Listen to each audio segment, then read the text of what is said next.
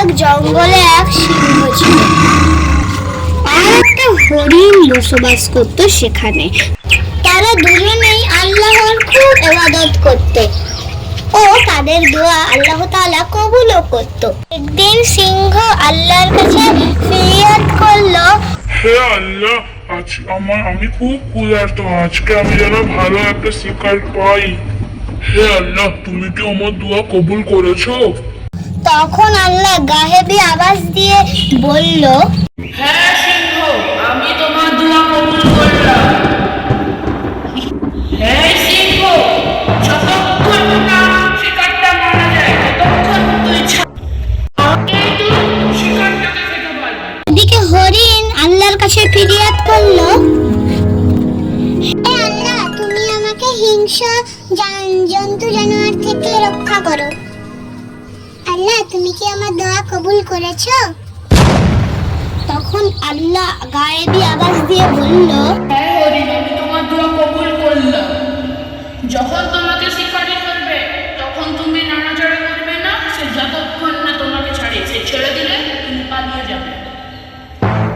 এবার হরিণ বেরিয়ে গেল ঘুরতে আর সিংহ বেরিয়ে গেল শিকার করতে। সিংহ মনে লুকিয়ে শিকার কোথায় আছে দেখছিল। হরিণ বনে ঘাস খাচ্ছিল।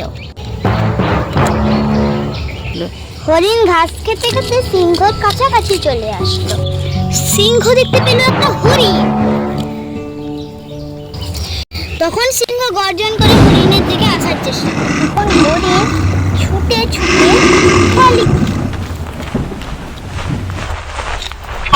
তখন হরিণ একটা ঝোপের উপরে চলে আসে।